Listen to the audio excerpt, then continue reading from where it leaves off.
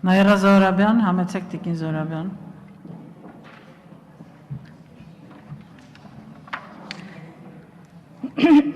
Շնորհակալություն, հարգելի գործընկերներ, ես շատ կարճ կանրադառնամ 4+4+4 ֆորմատի քննարկումներին, որի մասնակից էր նաև Բարգավաճ Հայաստանի։ Սկզբանե, եթե հիշում եք, մենք նշեցինք, որ որևէ իլյուզիա, որ այդ ֆորմատի քննարկման արդյունքում մենք ունենալու ենք կոնսենսուս, Բարգավաճ Հայաստանը չուներ։ Ինչու՞, որովհետև վաղուց արդեն մեր քաղաքական մշակույթում փոխզիջումը, միմյանց տեսակետ լսելը, միմյանց տեսակետ հարգելը դարձել է արդեն քաղաքական կարմիր գրքում գրելու ձևակերպումներ։ Ինչու՞, որովհետև բազմաթիվ որոշ քաղաքական ուժեր այդ քննարկումներին մասնակցում էին ընդհանրապես իմիտացիայի համար, նրանց նպատակը ոչ թե կոնսենսուսն էր, այլ նրանց նպատակը աղմուկն էր, նրանց նպատակը այն էր, որպեսզի սոցիալական ցանցերում սուրճի հետ որպես կարևոր պարտադիր աքսեսուար ստատուսներ գրող սոցիալական որոշ աղանդավորական խմբավորումներ իրենց հանկարծ չմեղադրեն կոնսենսուսի գնալու մեջ։ Բարգավաճ Հայաստանը այդուհանդերձ ասել էր, որ բոլոր ֆորմատներում, բոլոր քննարկումների ինքը մասնակցելու է եւ մեր մասնակցությունը իրապես չի եղել իմիտացիոն։ Մենք 20-ից ավելի առաջարկ ենք ներկայացրել ընտրական օրենսգրքին, որոնց իհարկե գերակշիռ մեծամասնությունը չի ընդունվել։ Ես կրկնում եմ, կոնսենսուս ի սկզբանե պարզ էր, որ չէր լինելու, որովհետև որքան մոտենում է ընտրական փուլը, որքան մոտենում է խորհրդարանական ընտրությունները, այնքան քաղաքական ուժերը աշխատում են ցավոք սրտի, որոշ քաղաքական ուժեր աշխատում են ոչ թե հանրության շահը սպասարկելու համար, նրանց մոտիվացիան ոչ թե լավ ընտրական օրենսգիր կունենալն է, այլ նրանց մոտիվացիան այն է, թե իրենց մասին, կրկնում եմ, ինչ կգրի սուրճի հետ որպես պարտադիր աքսեսուար ստատուս գրող սոցիալական ինչ-որ մի ռադիկալացված աղանդավորական խմբավորում։ Սա է մեր իրականությունը, ցավոք մեր իրականությունը, երկխոսություն քաղաքական մշակույթից, երկխոսություն տերմինը ձևակերպումը, կոնսենսուս ձևակերպումը վաղուց արդեն քաղաքական մշակույթից դուրս է եկել։ Հիմա բուն նախագծի վերաբերյալ, այո, մեր սկզբունքային առաջարկներից էր, որ մենք ընտրական պրոցեսին Հայաստանի Հանրապետության բոլոր քաղաքացիները մասնակցեն մեկ միասնական փաստաթղթով, որտեղ տարբեր փաստաթղթերով մասնակցությունը բերելու է տարատեսակ խնդիրների, բայց համաձայն եմ իմ գործընկերների հետ, որ եթե մենք կարողանում ենք ապահովել մատնահետքով էլեկտրոնային քվեարկության այնպիսի ճշգրտված համակարգ, որը հնարավորություն կտա, եթե ոչ տվյալ պահին, ապա ինչ-որ մի շատ կարճաժամկետ ժամանակահատվածում նույնականացնել, իդենտիֆիկացնել մատնահետքը, արդյոք տվյալ X մատնահետքը որևէ այլ տեղամասում հանրապետության քվեարկել է թե ոչ, դա լրջագույնս որոշակի լրջագույնս կլուծի կարևորագույն խնդիրը կրկնակվեարկությունները բացառելու։ Եվ ինչի համար էր Բարգավաճ Հայաստան առաջարկում, եկեք գոնե այն հարցերի շուրջ, որոնք պահանջում են հրատապ լուծում, որոնց համար ժամանակ է անհրաժեշտ, գոնե այդ հարցերի շուրջ ստորագրենք միասնական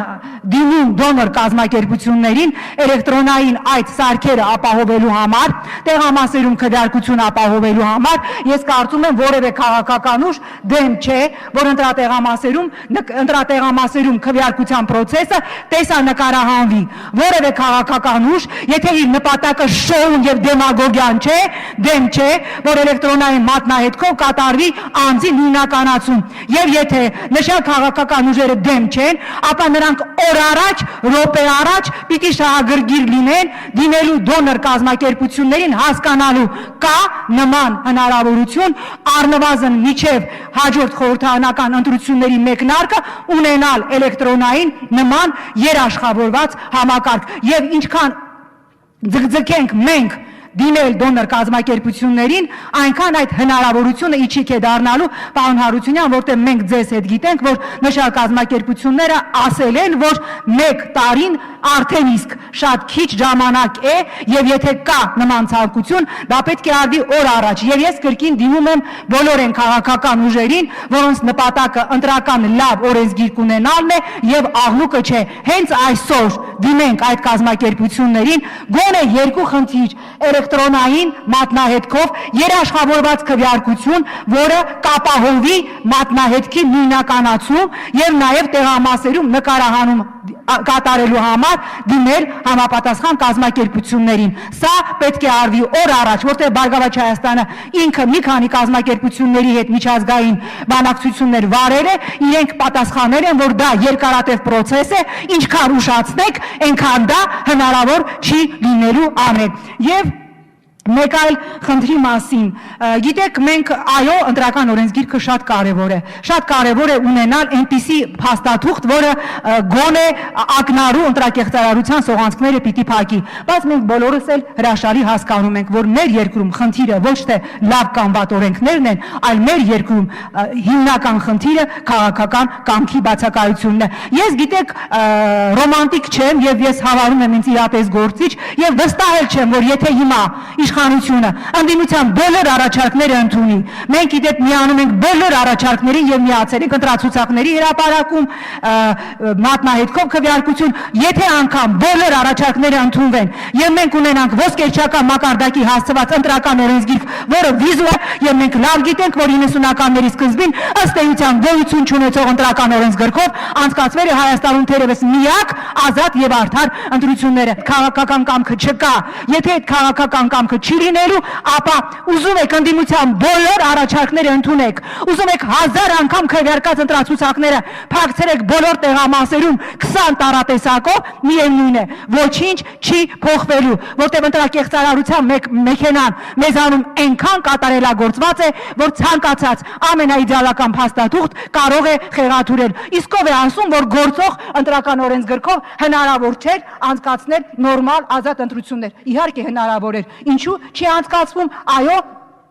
համաձայն եմ պարոն Օսկանյանի հետ եւ համաձայն չեմ Օսկանյանի հասցեին հնչեցված գնահատականների հետ, այո, չի եղել 20 տարի, բոլորս էլ գիտենք, որ մեր երկրում ազատ եւ արդար ընտրություն չի եղել։ Ինչ է մեղավոր ընտրական օրենսգիրքն է եղել։ Ոչ, մեղավորը եղել է քաղաքական կամքի բացակայությունը։ Հիմա այս է իրավիճակը, կամ մենք բոլորս պիտի հասկանանք, որ իրապես անցել ենք կարմիր գիծը, որ եւս մեկ ընտրություն, ինչպիսի մենք ունեցել ենք մշտապես, երկիրը ուղղակիորեն խաչ է քաշելու բոլոր հնարավոր զարգացման իր բոլոր հնարավոր հերանեկարների վրա։ Կլինի այս քաղաքական գիտակցումը բոլոր քաղաքական ուժերի միջև, մի դրույթ այս կողմ, մի դրույթ այն կողմ, ի վերջո մենք վստահ եմ, որ կկարողանանք գոնե այո նվազագույն կոնսենսուսի գալ։ Մենք կկարողանանք լուծել մեզ համար կարևորագույն խնդիրը։ Երկիրը սպառել է, մենք բոլորս միասին սպառել ենք այլևս հերթական անարդար ընտրություն անցկացնելու ցանկացած հնարավոր ռեսուրս։ Կարմիր գիծը այլևս անցկացված է, իրապես սթափվելու ժամանակն է եւ դրա համար այո անհրաժեշտ է ընտրական օրենսգիրք, որը կփակի սողանցքները, բայց դրանից ավելի անհրաժեշտ է գիտակցություն բոլոր քաղաքական ուժերի մոտ, այդ թվում եւ առաջին հերթին իշխանության մոտ, որ կարմիր գիծը անցված է եւ այլևս որևէ ցանկացած անարդար ընտրություն, ցանկացած ապօրինություն վերջնականապես Հայաստանը գցելու է այն երկրների շարքում, որոնց վրա պետք է մի հատ կարմիր խաչ քաշել եւ ասել ավարտված է պատմությունը։ Շնորհակալություն։